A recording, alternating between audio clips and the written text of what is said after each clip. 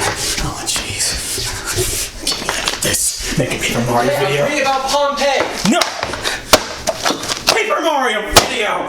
Paper Mario. Video. Yes. The blue puppet man told me to. Dude, that was my book. A couple of days ago, the YouTuber Arlo created a video titled, "Let's Get 1000 Year Door Remastered," for the purpose of getting, well, Paper Mario the 1000 Year Door Remastered. And in this video, asked a bunch of content creators just to make content and slap that good old hashtag remaster 1000 Year Door on there. So I'm gonna make a quick little video here and smash that hashtag like button and get things done, please. Nintendo, I want this. Oh, do I want this so bad? So let me explain why I want this. But before that, if you get a chance, just please go watch Arlo's video on it. It's like really good and really well edited, and he's like my favorite Nintendo YouTuber. Do it, he's good, a lot better than me. I've only made like 2 videos and I don't know, they're both not very good, don't matter. Just go watch him, it's great, it's awesome. Oh, I like him, and you should like him too, and let's talk about why I want Paper Mario. Yeah, let's do that. Okay, so the point of the video isn't actually to talk about why we should do the remaster, it's more of a question of which one should we remaster, Paper Mario or Paper Mario the 1000 Year Door? Now, if you did watch Arlo's video, you kind of realize that he spent almost the entire video talking about that, but, well, my next video is either about Dark Souls 2 or Darksiders, and I just,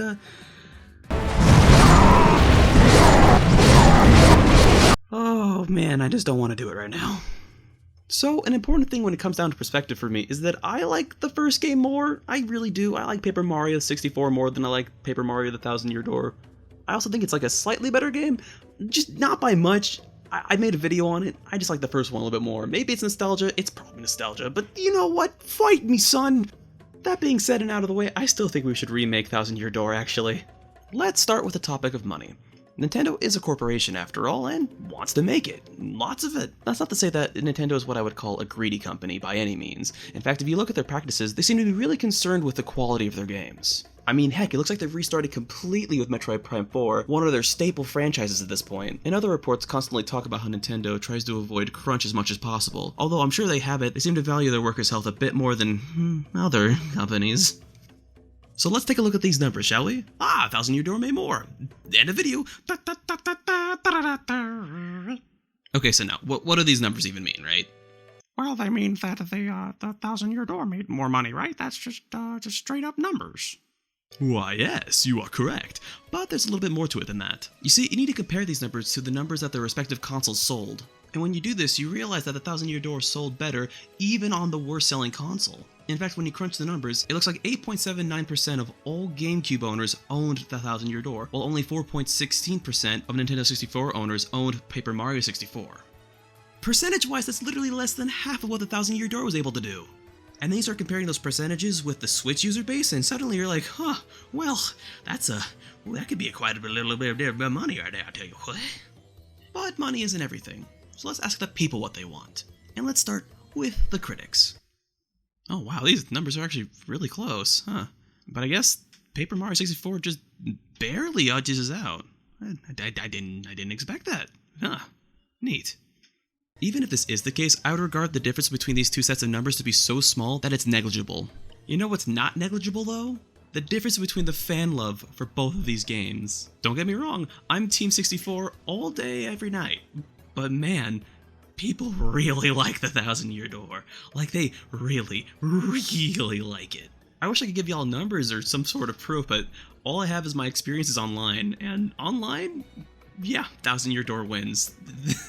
Simple enough for that one.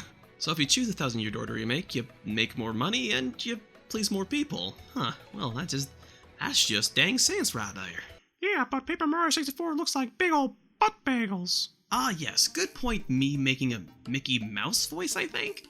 But to respond to that sentiment, I'll say this. You're kinda right. Graphically speaking, Paper Mario 64 is, well, dated. I mean, just look at the color scheme compared to the 1000 Year Door. The colors are just a lot more washed out in the character models, and less varied overall in the environments. And this doesn't seem to be due to developer choice, this is more of a limitation of hardware. So, yeah, Paper Mario 64 could use the spit shine a bit more than the 1000 Year Door. On the bright side, I do think that the 1000 Year Door will look pretty slick with the remaster. Okay, that's enough talking and gibbering and jabbering about the good old flat Mario. Let's try to buy one of these games.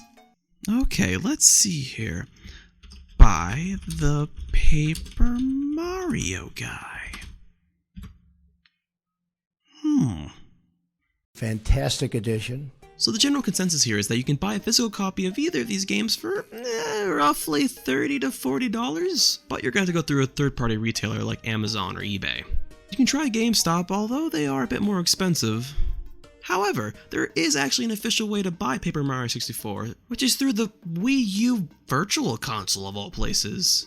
So if you're one of 13 million people that bought one of those consoles, you can actually just get it for $10 on there. So in terms of needing an official remaster and thus making it available through an official resource, I suppose the 1000-Year Door needs the remaster more. Good, that's the point of this video. Whew. Okay. Let's go on to my final point here and wrap this little video up. Let's just say that deep down, you just really want Paper Mario 64 remastered and not the 1000-Year Door. I get you.